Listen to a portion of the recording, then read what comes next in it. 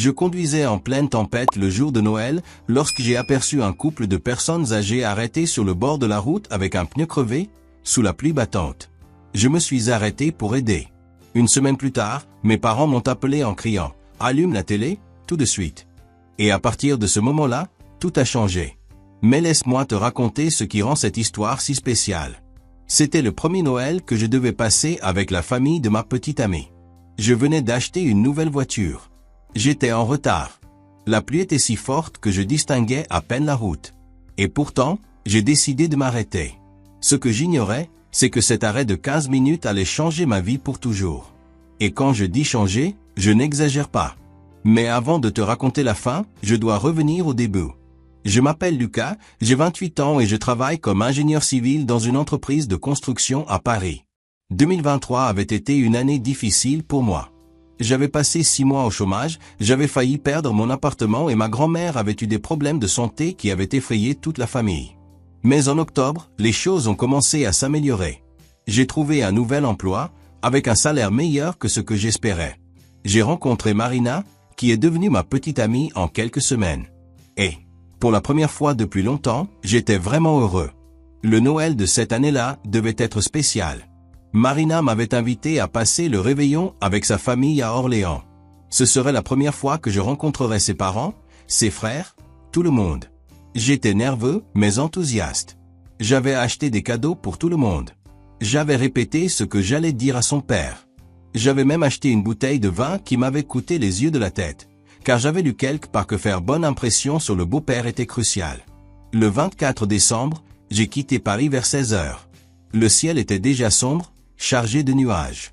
L'application météo annonçait de la pluie, mais je pensais avoir le temps d'arriver avant l'orage. J'avais tort. Environ 40 minutes après avoir pris la route, la pluie est arrivée. Et ce n'était pas une petite pluie.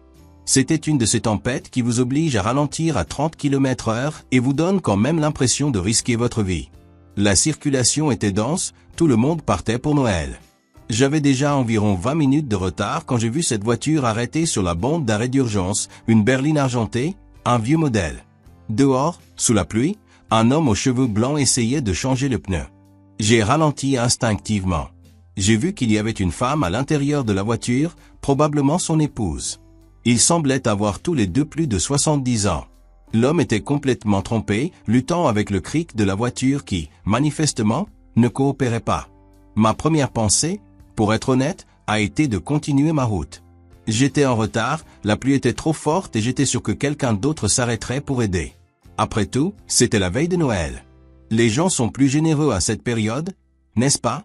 Mais j'ai regardé dans le rétroviseur et j'ai vu le monsieur glisser et manquer de tomber. J'ai pensé à ma grand-mère.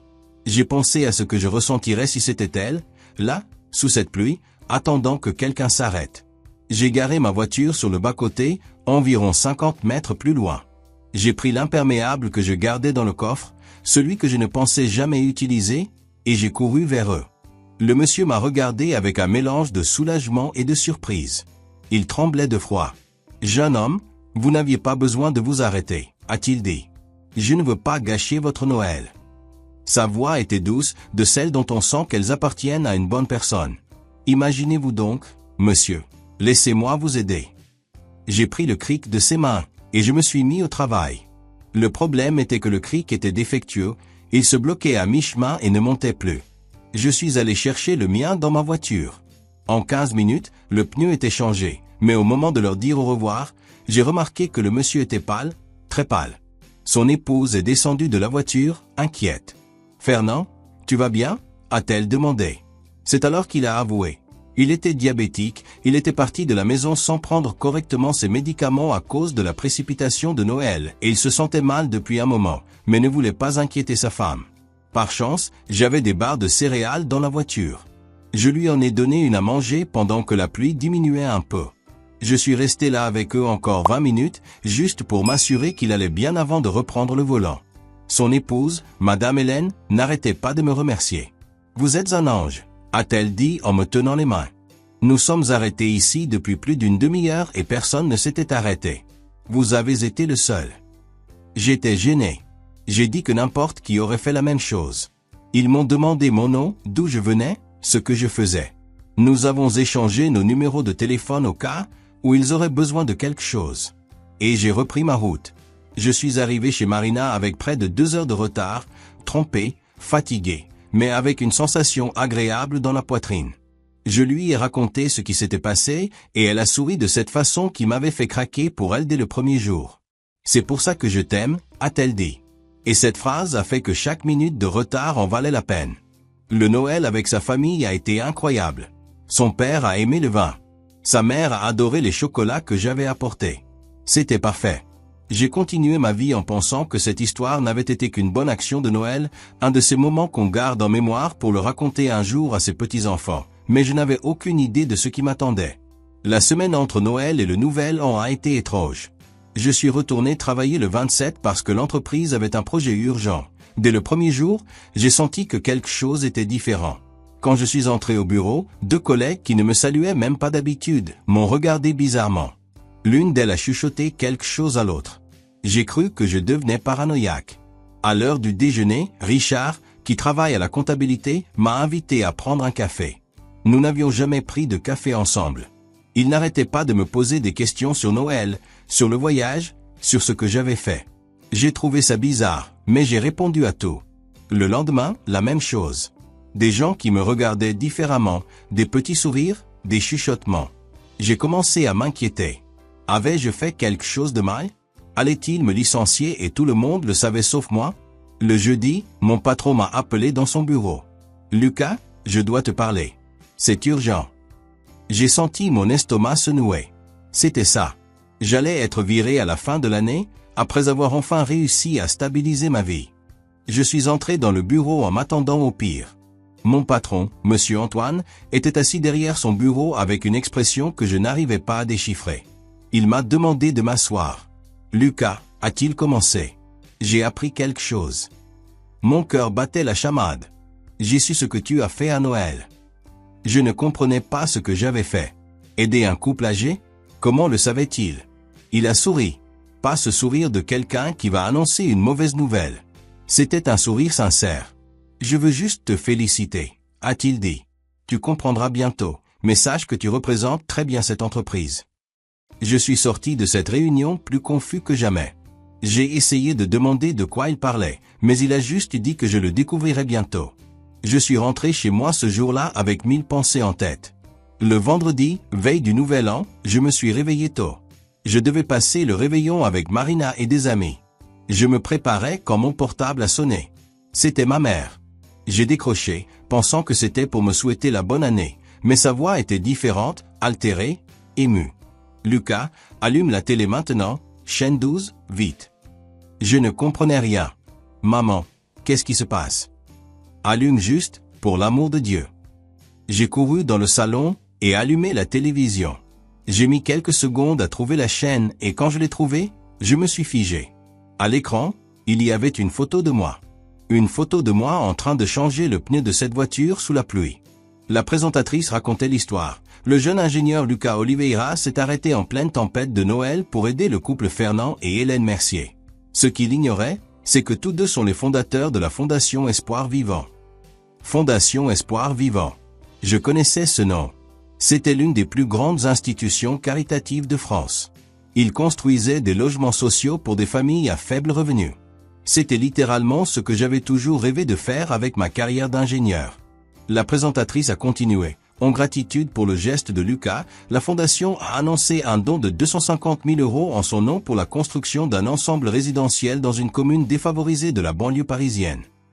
Je n'arrivais pas à assimiler l'information. 250 000 € en mon nom pour construire des maisons pour des gens qui en avaient besoin à cause d'un arrêt de 15 minutes sous la pluie. De plus, la présentatrice a ajouté « Monsieur Fernand Mercier a enregistré une vidéo spéciale qui est devenue virale sur les réseaux sociaux, cumulant plus de 2 millions de vues en seulement 3 jours. » Ils ont montré la vidéo. Monsieur Fernand assis dans un fauteuil regardant la caméra. Ce jeune homme ne savait pas qui j'étais. Il ne s'est pas arrêté parce qu'il attendait quelque chose en retour. Il s'est arrêté parce qu'il a vu 2 personnes âgées qui avaient besoin d'aide et a décidé que c'était plus important que son propre Noël.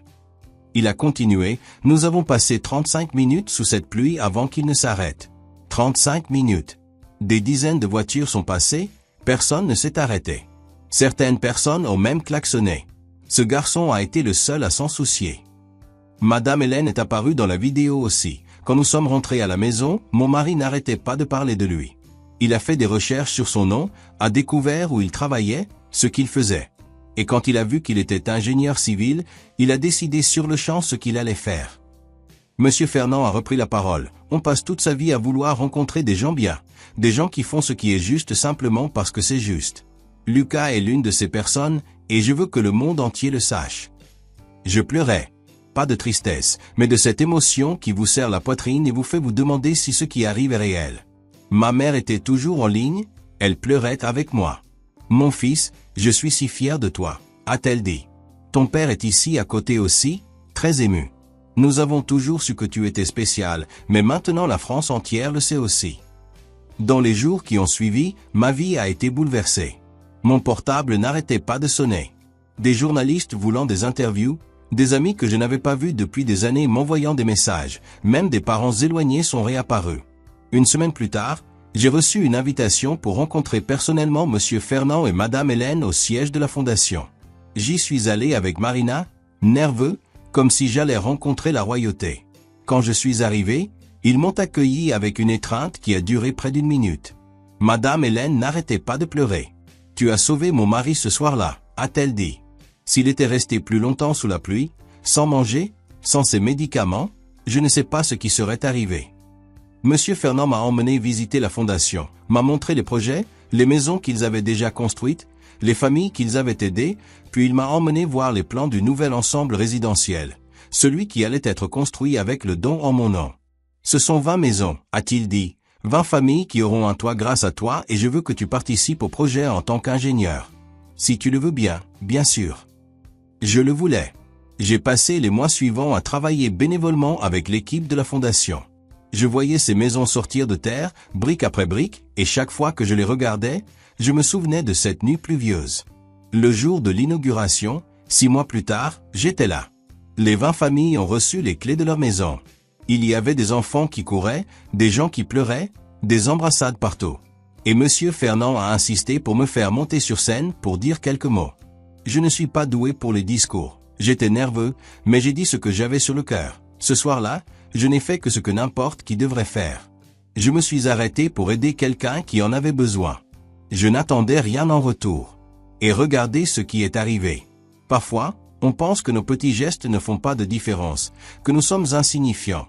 Mais la vérité est que chaque choix que nous faisons peut changer la vie de quelqu'un, ou de 20 familles, comme ce fut mon cas. J'ai regardé les enfants qui étaient devant la scène. Vous voyez ces maisons? Elles existent parce qu'il y a 1 an et demi, par une nuit de pluie, j'ai décidé qu'aider 2 personnes était plus important que d'arriver à l'heure pour le dîner de Noël. Monsieur Fernand est monté sur scène et a posé sa main sur mon épaule. Lucas a raison. Les grands gestes commencent par de petits choix. Et chacun de vous a le pouvoir de faire ses choix tous les jours. Après la cérémonie, une des mères est venue me parler. Elle avait 3 enfants et avait passé des années à vivre hébergée à droite à gauche. Vous ne savez pas ce que cela signifie pour nous, a-t-elle dit les larmes aux yeux. Mes enfants vont avoir une chambre, une vraie chambre grâce à vous. Ce moment est resté gravé en moi pour toujours. J'ai compris là que la vie ne consiste pas à conquérir des choses pour soi-même, mais concerne ce que vous faites pour les autres. Elle concerne les choix que vous faites quand personne ne regarde ou quand tout le monde passe son chemin. Aujourd'hui, 2 ans après tout cela, je continue à travailler dans l'entreprise de construction. Mais sur mon temps libre, je suis bénévole pour la Fondation Espoir Vivant. J'ai déjà aidé à concevoir 3 autres ensembles résidentiels et chaque fois que je vois une famille recevoir les clés de sa maison, je ressens la même émotion. Monsieur Fernand et Madame Hélène sont devenus comme des grands-parents pour moi. Je passe Noël avec eux chaque année maintenant et chaque fois que je raconte cette histoire, il tient à me corriger. Tu ne m'as pas aidé, Lucas. Tu as sauvé ma vie et tu as sauvé la vie de centaines de personnes que tu ne connais même pas. Parfois, je pense à ce qui serait arrivé si j'avais continué ma route ce soir-là, si j'avais choisi le confort au lieu de m'arrêter sous la pluie. Il ne me serait probablement rien arrivé de mal, mais rien de tout cela ne serait arrivé non plus. Et c'est ce que je veux laisser à toi qui écoutes cette histoire sur les liens du passé. Tu ne connais jamais l'impact de tes choix. Ce petit geste qui semble insignifiant peut être le début de quelque chose de beaucoup plus grand. Il peut changer la vie de quelqu'un, ou de 20 familles, ou même plus. Alors, la prochaine fois que tu auras l'occasion d'aider quelqu'un, même si c'est incommode, même si tu es en retard, même s'il pleut, arrête-toi, aide, fais ce qui est juste. Parce que tu ne sais jamais qui est de l'autre côté et tu ne sais jamais comment ce geste te reviendra. C'était mon histoire, l'histoire de comment 15 minutes sous la pluie ont changé ma vie et celle de centaines de personnes. Si tu as aimé, si cette histoire t'a touché d'une manière ou d'une autre, laisse un commentaire pour me le raconter. Je veux te lire. À la prochaine.